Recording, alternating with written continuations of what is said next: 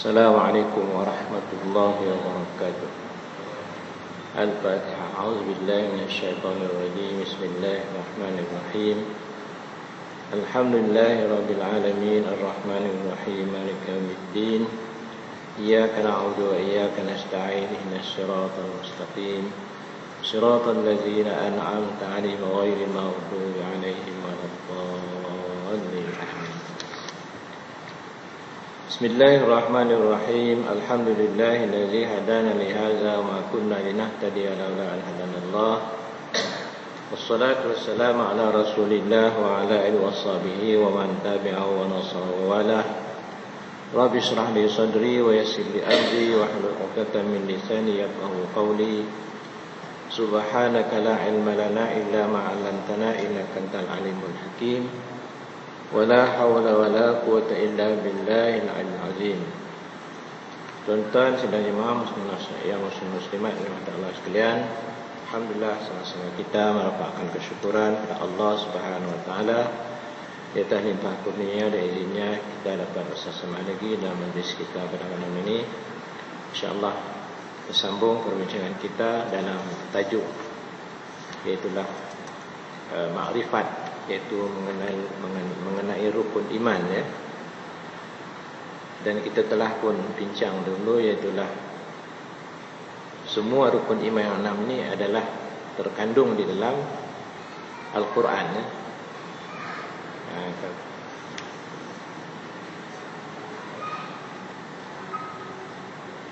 Iaitulah yang pertama sekali dulu kita beriman. Pengarang ni dia menggunakan perkataan ma'rifat kepada Allah Azza wa Jalla, ma'rifat dengan malaikat, ma'rifat dengan Rasul. Tak silap kat tu ya, Rasul. Kemudian ma'rifat dengan kitab-kitab Allah, ma'rifat dengan hari akhirat, ma'rifat dengan qada dan qadar ya. Pengarang menggunakan ma'rifat ni mana mengenal. Dia lebih terperinci daripada mengetahui ya. Walau bagaimanapun mengetahui yang dikehendaki, kalau Al-Quran kata fa'lam annahu la ilaha, ketahui ni bahawa tidak ada yang berhak dengan Allah, maka ilmu di situ mana ilmu yang sampai kepada mengenalnya ya. Mengenal Allah Subhanahu wa taala. InsyaAllah kita sambung yang ketiga ya, ma'rifat dengan Rasul. Dulu kita ma'rifat dengan Allah, mengenal Allah. Jadi pengarang secara ringkas dulu ya, secara umum. Mengenal Allah itu iaitulah melalui nama-nama dia ya. Bukan kita kenal Allah itu dengan melihat zatnya ya. Sebab zat Allah tidak siapa yang dapat melihatnya di dunia ya, tetapi dapat melihat di akhirat bagi orang yang beriman. Wujuhu yawma izin naziratun, wujuhu yawma izin nadiratun ila rabbiha nazirah, dalam ayat ya. Wajah-wajah mereka orang beriman berseri-seri di hari akhirat nanti kerana melihat Allah Subhanahu wa taala. Jadi di dunia tak dapat melihat. Macam Nabi Musa nak melihat Allah ya. Tapi kata Allah, lan tarani, kamu tidak akan melihat aku. Tetapi kata Allah, aku nak memperlihatkan diriku kepada bukit. Kalau bukit itu tak hancur, maka kamu boleh melihat. Falamma tajalla rabbul jabi ja'alu dakka. Ketika Allah mentajallikan atau memperlihatkan dirinya kepada bukit, ja'alahu dakka, bukit menjadi hancur. Wa kharra Musa sa'iqa, Nabi Musa pengsan. Maknanya kalau dia memperlihatkan kepada makhluk pun akan hancur ya. Itu maknanya. Di dunia tak dapat melihat Allah Subhanahu wa taala kecuali di akhirat. Di antara nikmat yang paling tinggi, nikmat yang paling agung iaitulah melihat Allah Subhanahu wa taala. Itulah hadis. Tetapi di dunia kita mengenal Allah dengan mengetahui nama-nama Allah yang 99 Al-Quran dia, yang disebut Al-Asmaul Husna. Di situ kita insya-Allah satu ketika nanti kita bolehlah kita bincang sifat-sifat tu. Semalam 1, 2, 3 kan ya. Allah Ar-Rahman Ar-Rahim. Memang ada dalam sukatan ta'mim ada ya mengenai perbahasan sifat-sifat asma-ullah. Yang kedua, kita mengenal Allah itu dengan melihat kejadiannya, perbuatannya. Sebab itu kata pengarang dulu, saya ulang sikit, yaitu ma'rifat dengan asma-ullah, nama-nama Allah, nama Allah yang mulia, sifatnya yang suci daripada sifat kekurangan dan kebinasaan. Maknanya segala sifat kesempurnaan itu adalah sifat Allah. Adapun selain daripada Allah tidak ada sifat kesempurnaan ya. Ada kekurangan, ada kecacatan ya. Dan ma'rifat dengan zat Allah tidak mengandung. Sekalipun kita nak mengenal zat Allah, sekurang-kurangnya kita katakan Allah tidak dapat disamakan sesuatu. Sebab itu katanya tidak mengandungi sebarang anasir. Maknanya kalau makhluk Allah ni dia terdiri daripada juzuk-juzuk yang tertentu. Kalau pokok tu dia ada batang, dia ada kulit, dia ada isi dalam, ada anasir. Kalau manusia dia ada daging, dia ada tulang, dia ada darah dan sebagainya. Dia tak ada. Itu jadi mana. Juga makrifat dengan wujud Allah, dengan bukti dan kenyataan yang ada dalam alam ini. Jadi maknanya alam ini adalah di antara bukti-bukti tentang kewujudan Allah, tentang kebesaran Allah, tentang kebijaksanaan Allah ya. Quran banyak menyuruh kita melihat, meneliti ataupun merenung kejadian alam ya. Banyak dalam ayat-ayat yang Allah bersumpah dengan kejadian ya. Waktu wadduha, dengan matahari, wasyamsi wadduhaha wal qamari idza talaha, demi matahari waktu pagi, demi bulan mengiriminya, dan banyak ayat. Wadduha demi waktu duha, wal asri demi masa. Apabila Allah bersumpah dengan suatu, maknanya kita disuruh memerhatikan, memikir dan merenung ya. Sebab memikir itu salah satu cara kita untuk sampai kepada kesedaran tentang kebesaran Allah Subhanahu wa taala. Dalam surah Al-Imran di ujung itu kan Allah kata apa? Inna fi khalqis samawati wal ardi wa ikhtilafil laili wan nahari laayatin liulil albab. Sungguhnya pada kejadian langit bumi dan peredaran ataupun pertukaran siang dan malam, la ayatin adalah sebagai tanda-tanda. Ayat itu tanda ya. La ayatin, dan tanda kebesaran Allah liulil albab, bagi orang yang berakal. Orang berakal siapa dia? Allazina yazkuruna Allaha qiyaman wa qu'udan. Orang yang sentiasa mengingat Allah sama ada masa berdiri atau masa duduk. Wa ala junubihim, ketika berbaring. Mana dalam setiap masa mengingat Allah ya. Yazkuruna Allaha qiyaman wa qu'udan. Kemudian tak cukup, wa tafakkaruna fi khalqis samawati, mereka memikirkan tentang kejadian langit bumi. Berfikir. Jadi dua ada situ, berzikir dengan berfikir ya. Zikir saja tanpa fikir tak dapat. Orang yang berzikir dan berfikir, fikir itulah yang mendapat ilmu-ilmu ya. Dia berfikir, menyelidik. Apabila seorang memikirkan tentang kejadian alam, maka dia dapat ilmu ya tentang alam ini. Setiap ilmu yang diperoleh oleh manusia atau sains teknologi hari ini adalah hasil dari berfikir ya.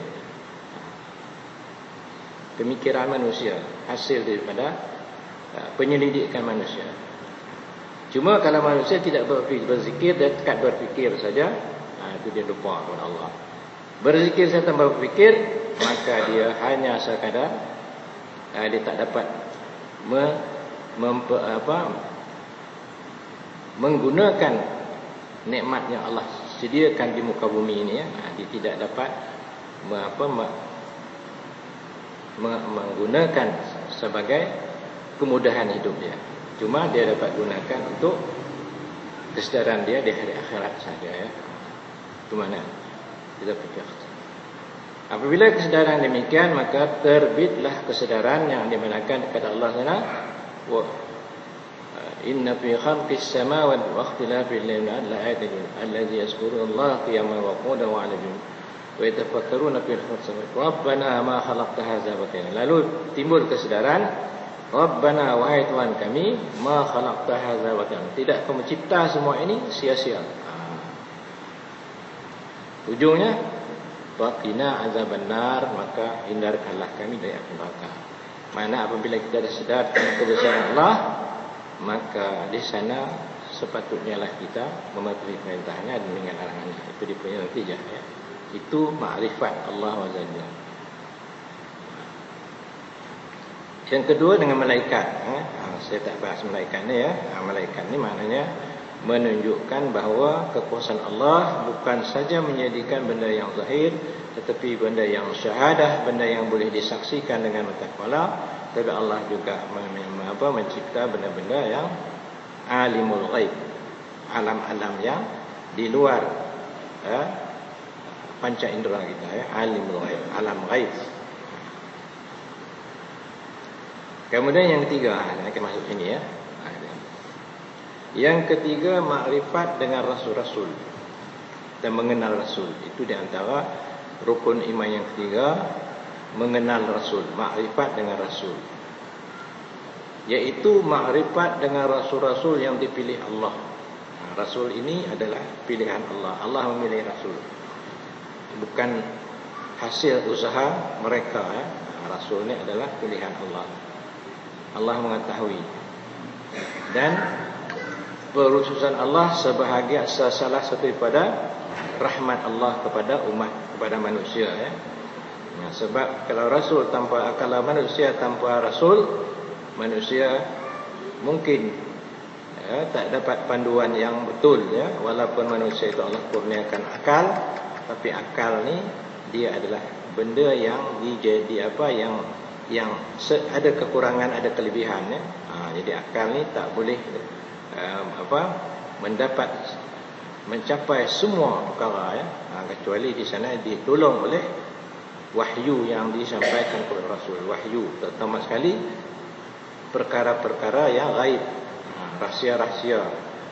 Umpamanya manusia, dia mestilah mengetahui dari mana dia datang, kenapa dia berada di sini, dan akhirnya ke mana. Sekurang 3 perkara ini dapat jawapan, ya. Dari mana kita?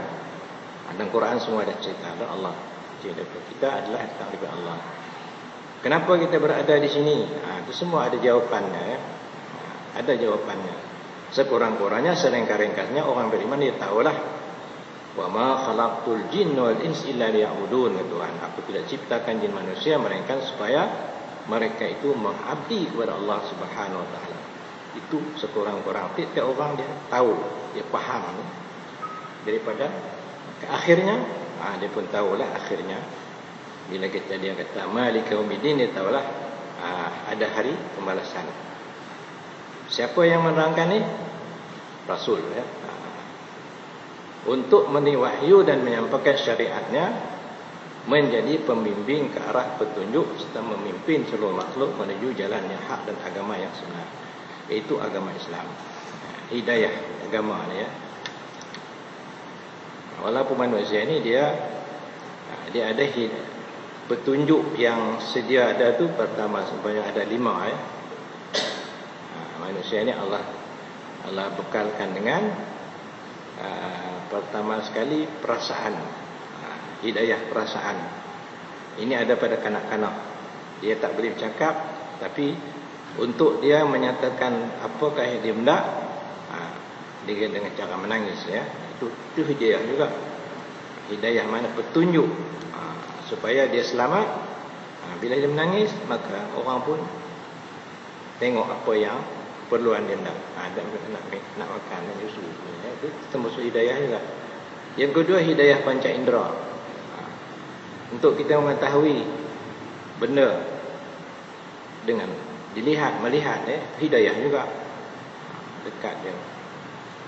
Panca indera, pendengaran, penglihatan, penghiduan dengan hidung. Kita tahu, nak tahu benda tu busuk ke wangi ke, Itu dah ada alat dia ya. Itu pun hidayah juga nama dia, petunjuk.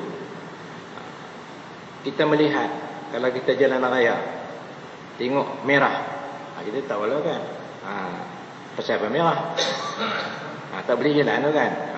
Tapi kamu buta warna, dia tengok hijau itu, tengok hijau kita tahu lah, kuning, tapi kuning kadang kita pecut ya, kuning sedia berhenti. Itu petunjuk. Kadang-kadang dengan isyarat, kita tahulah bahasa isyarat. Orang tak boleh cakap dengan isyarat. Itu petunjuk juga nama dia. Itu petunjuk hawas namanya. Kemudian ada satu petunjuk lebih tinggi lagi, petunjuk akal. Ini ada pada yang hawas ni, panca indera ada pada ada pada binatang. Yang dua dia ada pada binatang. Bahkan panca indera ni kadang-kadang binatang lebih kuat lagi ya. Penglihatan dia, penghiduan dia. Macam anjing ya. Allah kurnia dia lebih lagi. Dia boleh mengesan dadah apa semua. Boleh gunakan anjing, dilatih. Kita tak boleh tahu, dia dah tahu dah. Mengesan penjina-penjina dengan kaki dia. Jalanan. Itu hidayah juga nama dia. Yang Allah bagi. Hidayah akal yang ni tidak ada pada binatang, ada pada manusia dan mereka.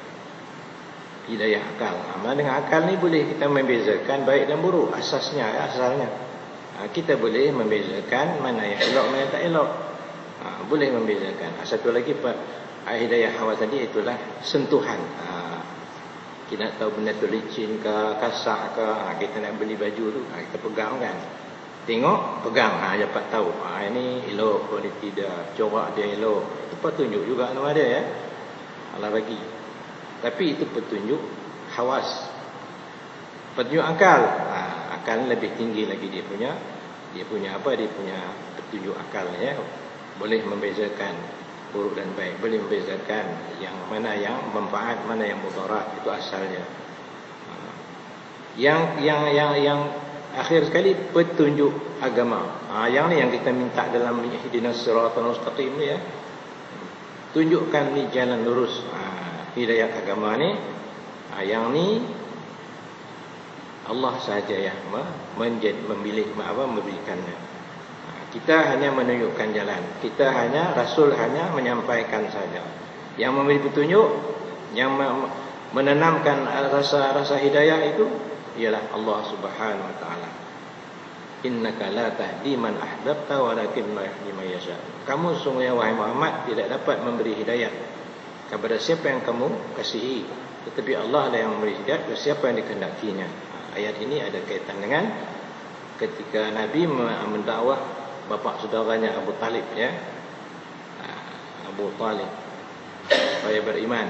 Tapi walaupun dia kasih sayang kepada Rasul, ya, melindungi Rasul sama-sama dan membantu dakwah Rasul, dia sayang kepada Rasul, tapi dia tak ikut Rasul, ya, sebab dia tak dapat hidayah Allah. Sebab itulah ya, kasih saja kepada Rasul tapi tak ikut dia, tak selamat juga ya. Ikut tak kasih, mana kuranglah. Kasih saja, puji saja.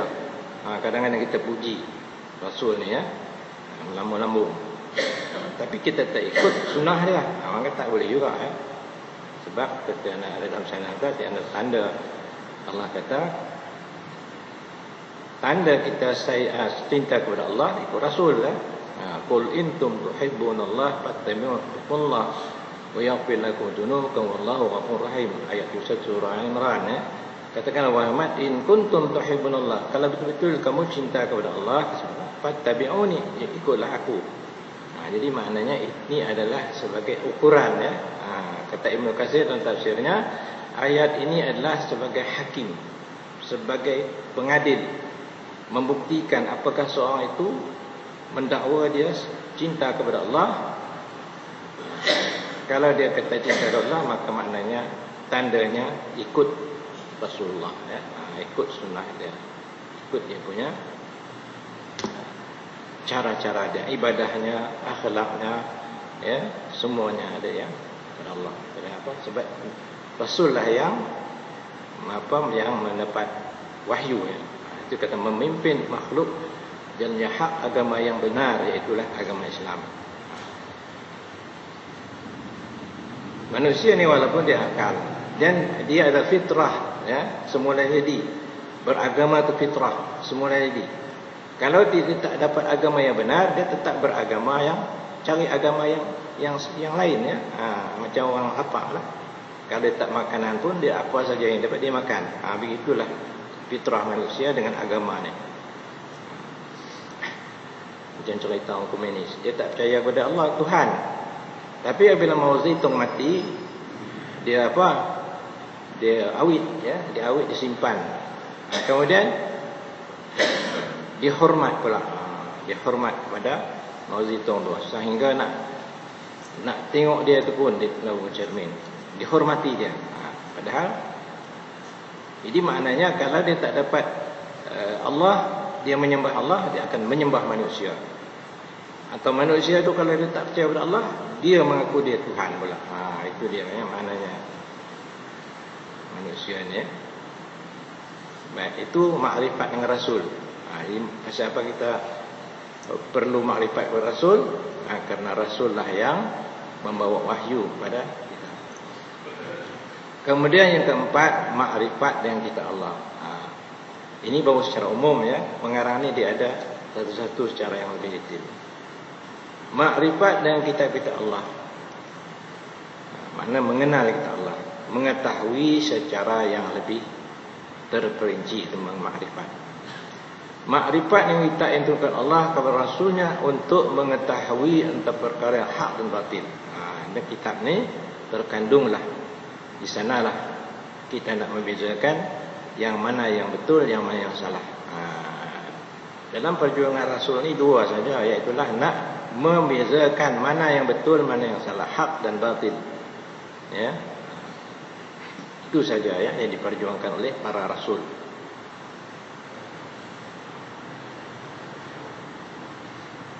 Di antara halal dan haram, hak dengan batil itu apa? Manakah akidah yang betul, mana akidah yang salah? Mana peraturan yang betul, mana peraturan yang tak betul? Itu saja ya. Akidah yang betul, ini yang kita baca ni ya. Akidah yang hak, akidah yang batil, yang halal, yang haram. Mana dalam syariat pula apa pula yang boleh, apa yang pula yang tak boleh. Sebab kalau diserahkan kepada akal, maka 10 akal 10 macam dia punya ukuran, 10 macam dia punya nilai. Dia tak boleh. Untuk menyatukan, balik kepada Allah Subhanahu Wa Taala yang menjadikan kita ni ya. Dialah yang lebih mengetahui apa yang baik dan apa yang tak baik. Dia tempat rujuk kita. Kalau akal, tanya 10 orang, 10 macam jawapan. Tapi kalau akal tu dipandu oleh wahyu, maka selesailah masalah ya. Yang manusia ni tak selesai masalah ni, pasal tak balik kepada sumber kebenaran dia. Sebab kata Allah, fa in tanaza'tum fi syai'in farudduhu ila Allah wa rasul in kuntum tu'minuna billahi dzalika khairu wa afdal. Surah An-Nisa. Fa in tanaza'tum, kalau kamu berbantah berselisih tentang sesuatu, farudduhu ila Allah wa rasul, maka kembali kepada Allah, Quran, wa rasul yang hadis dia ya. Dua ni sumber. Al-Quran okey, cuma kadang-kadang sebab Al-Quran ni dia dijamin, Allah dah jamin dah kebenaran dia, dah Allah pelihara. Cuma cara penafsiran tu kadang di sini kadang manusia dia tafsir ikut nafsu dia, yang tu salah lah. Hadis pula, hadis ini dia banyak. Ada hadis yang sahih, ada yang hasan, ada yang dhaif, ada yang maudhu'. Yang ni masalahnya manusia ni kadang-kadang dia tertipu dengan orang kata ini sabda Rasulullah, tapi bukan Rasulullah bersabda, itu hadis yang maudhu'. Banyak orang sesat dengan sebab terikut hadis-hadis yang maudhu' ni ya. Macam dulu lah ya, tentang Nabi kata bahawa hari Rabu yang akhir bulan Safar tu Allah turunkan bala. Hadis ada. Tapi hadis tu bila orang mengaji tentang hadis, orang dapati hadis itu tak ada sumber di mana-mana. mana hadis itu palsu. Orang tinggal ya. Itu sebab ilmu hadis ni diantaranya ialah dapat menunjukkan kepada kita yang mana yang betul dan yang salah. Banyak kita beramal dengan hadis palsu ni, kita akan sesat ya. Itu dalam bab hadis lah ya. Juga mengenai ajaran peringatan wahyukan Allah dan Rasulnya untuk menyinari alam sinaran tauhid. Asasnya tauhid. Semua Rasul membawa bukan sekadar menyuruh manusia beriman kepada wujudnya Allah, tapi yang penting ialah mentauhidkan Allah SWT. Tauhid mengasakan Allah dari segi kepatuhan, mengasakan Allah dari segi keyakinan kita kepada bahawa alam ini ada pentadbirnya. Allah sahajalah yang mentadbir alam ini ya.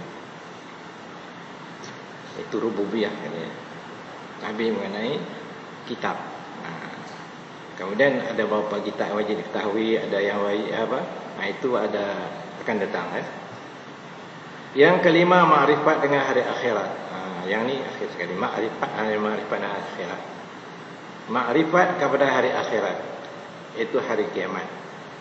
Tetap dan pasti berlaku dan mengenai peristiwa yang terjadi di saat itu, seperti bangkit dari kubur. Kena yakin, kita kena bangkit kubur setelah tiup sangkakala ya. As-sur, kita telah tiup sangkakala. Dalam Quran ke as-sur wa nufiha fis-sur fa izahum min al-ajdasi ila rabbihim yansilun, surah Yasin ya. Apabila tiup sangkakala, kita terjemah sangkakala. As-sur. Sur itu maknanya macam kita semboyan bunyi itu ya. Asal sur itu ialah macam trompet tu ya, ditiup sur yang ditugaskan kepada malaikat Israfil. Tiup sangkakala, kali yang kedua dibangkitkan. Fa izahum min adasi rabbihim, tiba daripada kubur mereka semuanya bangkit semula. Qalu ya wailana ma hadza, dalam surah Yasin cerita ya. Bangkit dari kubur. Kubur di sini apa disebut kubur, tidak alam kubur ya. Alam kubur ni alam gaib lah. Kalau orang yang dia terbakar hancur pun, dia berada dalam kubur. Kalau dia dimakan oleh binatang pun, walaupun tak ada di tanah perkuburan, tapi dia ada di alam kubur, alam barzakh. Memperoleh balasan pahala dan siksa ini dua saja. Mahsyar, sirat mustaqim, syurga dan neraka yang lainnya. Yang ini secara umum. Akan datang dia sebutlah, dia detailkanlah bangun kubur macam mana ya. Yang keenam, ma'rifat kepada qada dan qadar. Yang ini yang keenam. Rukun yang keenam, asas yang keenam dalam akidah kita ialah mengenal kepada adanya qada dan qadar, ketentuan Allah Subhanahu Wa Taala, yaitu ma'rifat hukum Allah dan takdirnya. Hukum di ini bukan hukum syarak ya, yang maksud hukum di sini. Hukum di sini hukum alam atau sunnah Allah. Allah dalam alam ni ada menentukan hukum-hukum tertentu. Ya. Hukumnya. Itu mana dalam Quran itu sunnatullah, perjalanan Allah, cara Allah. Ini sunnah dia. Walaupun Allah yang menurunkan penyakit, tapi Allah di sana ada menurunkan ubat. Dia itu. Allah suruh kita berubat. Sakit pun takdir Allah, berubat pun takdir Allah. Ya. Qada Allah. Mengenal hukum-hukum dan takdirnya. Kita kenal tentang sunnah Allah. Allah SWT, dia punya penjelasan apa? Bahawa Allah Ta'ala adalah mengatur seperti yang berlaku di alam ini dengan kebijaksanaan dan kehendaknya. Kebijaksanaan itu macam mana? Iaitulah dengan ada sebab dan musabab. Itu kebijaksanaan Allah. Dia tak boleh lari daripada dengan sebabnya. Itu pada kebiasaannya. Seorang yang dapat ilmu mestilah dengan cara belajar Ya, innamal ilmu bitta'allum wa Tuhan, kata Nabi. Mestilah dengan dipelajari, itu cara jalan dia. Man saraka tariqan yabmin sahal tariqan jannah. Siapa yang menjadi satu jalan, di sana dia mendapat ilmu, maka Allah mudahkan dia jalan ke syurga, ya. Sebab biar dia beramal berdasar ilmu. Amal berdasar ilmu barulah dia sah, ya. Sebab itu mudah dia masuk syurga. Kalau amal tanpa ilmu, ditakuti amal itu tidak sah, menyebabkan seorang itu susah. Itu cara peraturannya. Dan hidup ni semua macam tu, ya. Dia ada jalan dia. Walaupun hakikatnya Allah kalau rezeki, Allah memberi rezeki, tapi di sana ada jalan-jalan cara dia. Allah suruh, fa iza qudiyas shalah fantashiru fil ard wabtaghu min fadlillah, Tuhan. Apabila selesai sembahyang Jumat, fantashiru fil ard, keluarlah kamu ke marta bumi, mana pergi ke tempat kerja masing-masing. Wabtaghu min fadlillah, carilah kurnia Allah. Tapi lama sama wazkurullaha katsira, ingatlah sebanyak-banyaknya. Ingat di sini maknanya ingat tentang pertama sekali hukum-hukum Allah ketika kita bekerja, ya. Yang kedua, ingat sampai masa salat kita salat. Itu makna wazkurullah la'allakum tuflihun, semoga kamu boleh kejayaan. Itu peraturannya. Wallazi yanqadda dzalula, Allah menjadikan bumi itu mudah terukai. Famshu fi manakibah, berjalanlah ke liku-liku bumi. Wa kulu min rizqi, makan rezekinya. Maknanya berusahalah, terokalah bumi, bukalah di sana dapatlah hasilnya. Buka kebun, buka semuanya, tanam kelapa sawit, tanam buah-buahan, tanam sayur-sayuran. Itu peraturannya. Itu kata Allah beri rezeki itu ada dengan sebab-sebabnya. Itu kata hukum Allah dan takdirnya, ya. Itu makna hukum Allah takdir. Bila kita baca qadar, itulah maknanya, ya. Kita faham tentang peraturan Allah Taala, kebijaksanaan. Itu mana kebijaksanaan dan kehendaknya sendiri. Semua adalah berjalan sesuai selaras dan kehendak yang dirancangkan Allah mengikut peraturan yang ditetapkan dalam alam. Peraturan Allah ditentukan. Kalau kita tanam jagung berapa, dia punya lama. Kalau kita tak bubuh baja, dia kurang. Kalau bubuh baja, dia biasanya lebih, ya. Tapi di sana masih lagi di bawah kehendak Allah. Kita jaga elok-elok, kadang-kadang tiba-tiba datang banjir habis. Itu dikatakan kehendak Allah, ya. Kita berusaha, tapi kita tak tahu apakah yang berlaku selepas itu. Sebab itu kita banyak bertawakal kepada Allah dalam usaha.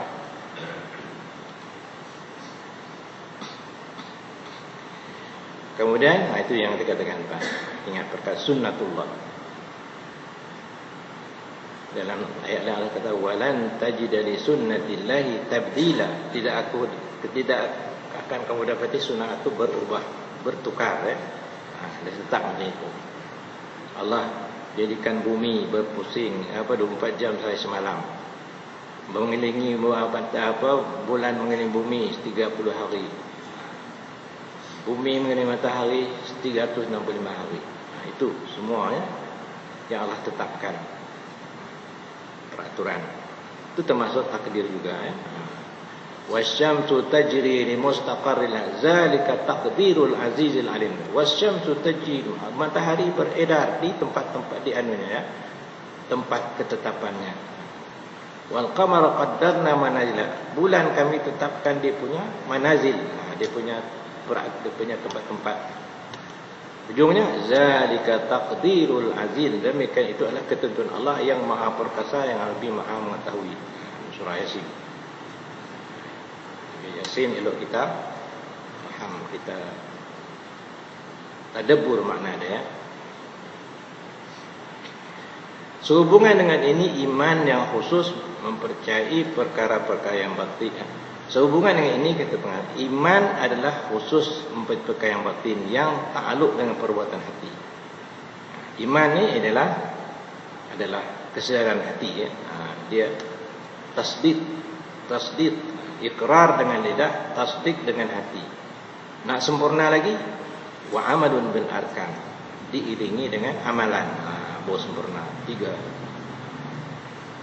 Yang bertakluk dengan perbuatan hati, Tak nampak, iman tak nampak. Tapi dia ada tanda ya.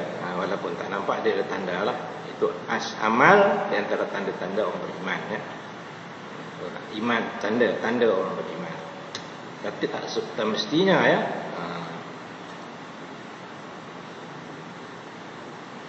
Tak semestinya didorong oleh iman.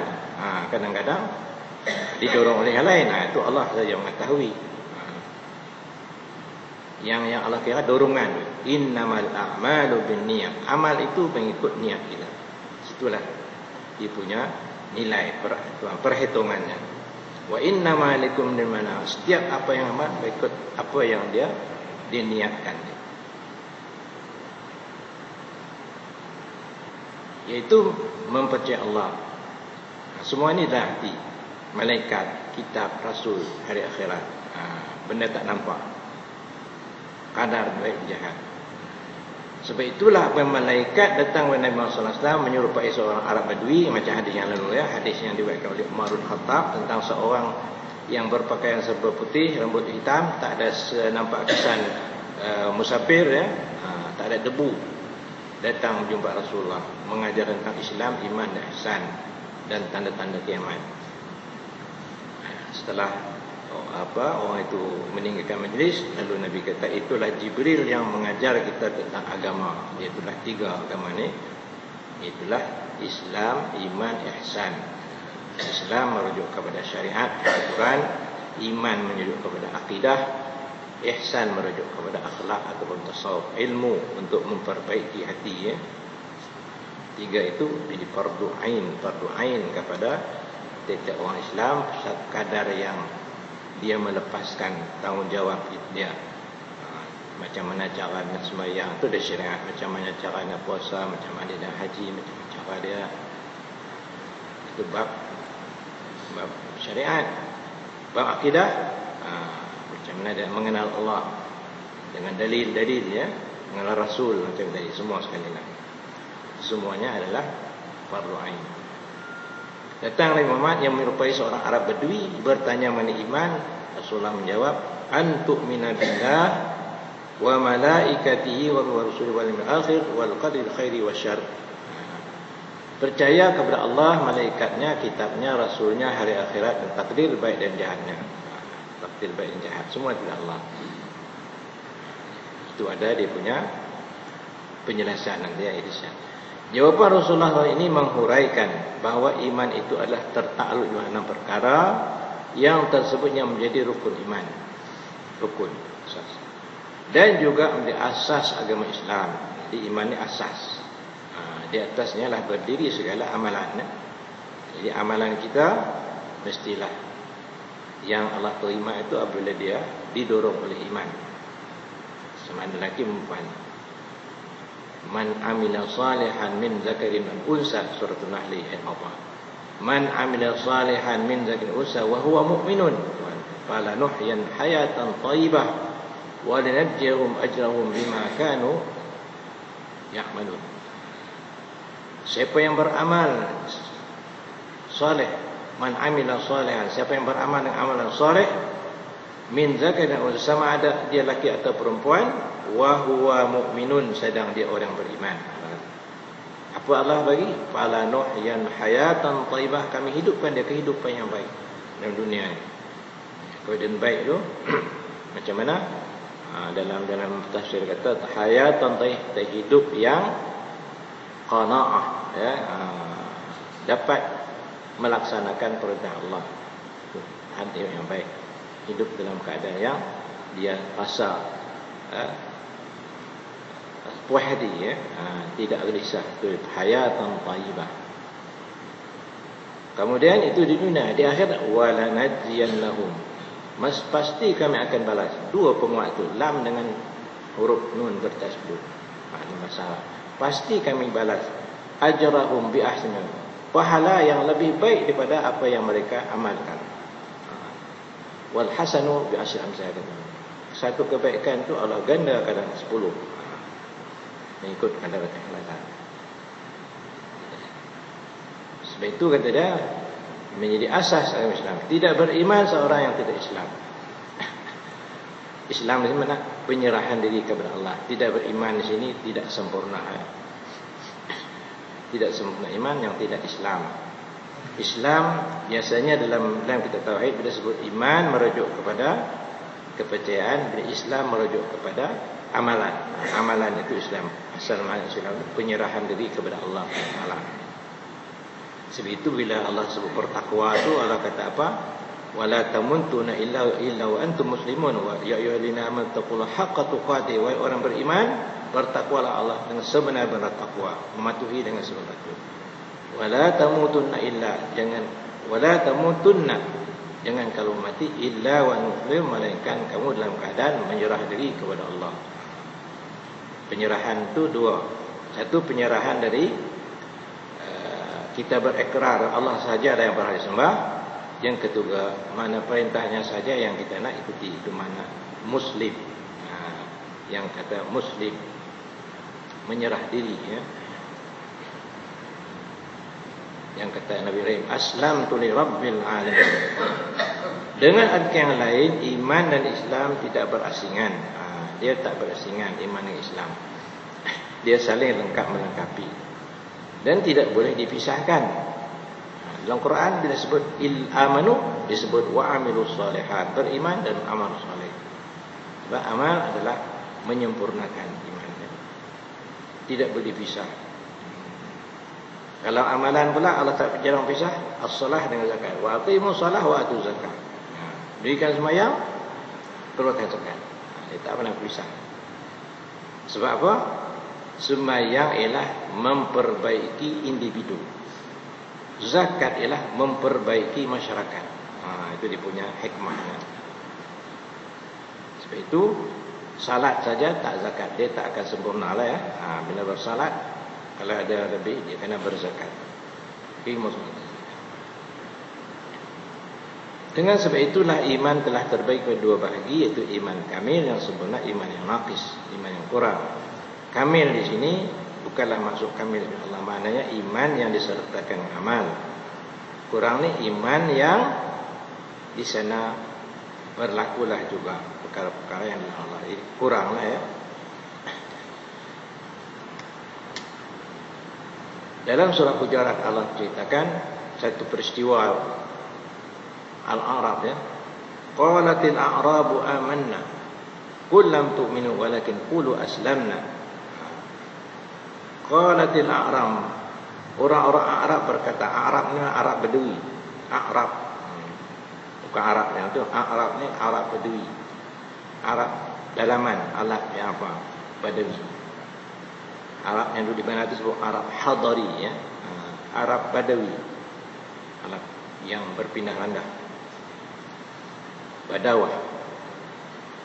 Orang Arab berkata, kami telah beriman. Katakanlah wahai Muhammad, kamu belum beriman. Mana jangan beriman. Qul lam tu'minu walakin qulu aslamna. Maknanya yang tak beriman tu maknanya iman belum lagi masuk. Walamma yadkhul iman fi qulubihim. Ayat ni tak habis ya. Takat tu je. Ayat ni sebenarnya qalatil a'rabu amanna qul lam tu'minu walakin qulu aslamna. Walamma yadkhulul imanu fi qulubikum. Itu dia punya sambungan ayat tu.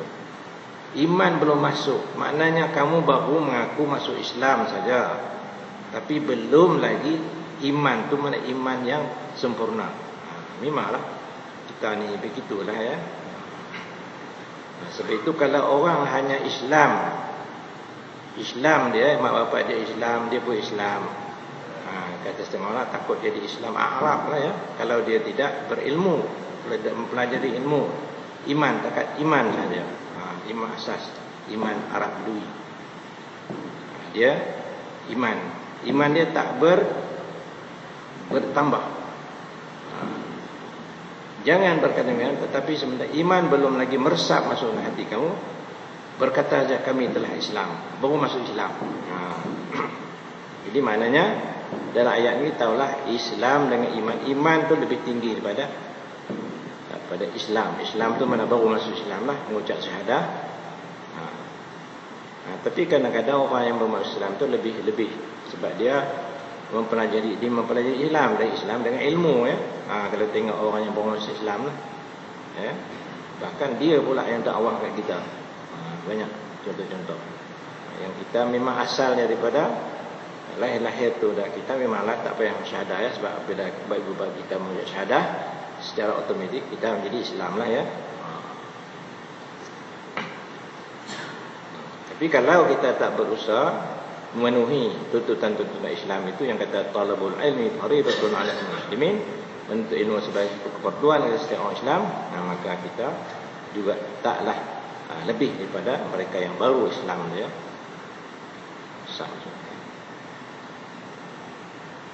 Habislah tu ya. So, ayatnya ada dia punya sambungan itu.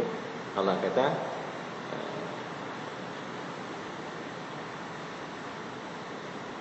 walamma yudkhibain fi qulubihim wa in tuti'u Allah wa rasuluhu la yakum min a'malikum syai'a innallaha ghafurur rahim.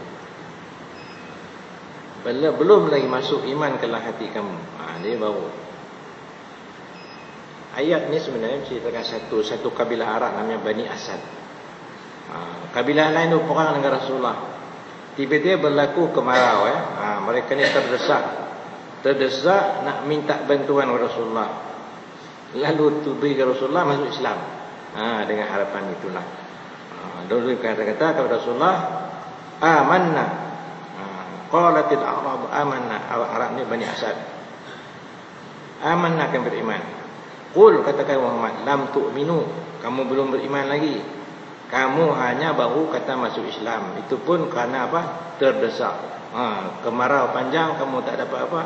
Datang daerah Rasulullah. Itu kata dalam asbab nuzul dia. Kamu belum beriman sebenarnya, tapi barulah masuk Islam. Aslamna tu menyerah diri. Walamma yudkhiluhum, belum lagi masuk iman ke dalam hati.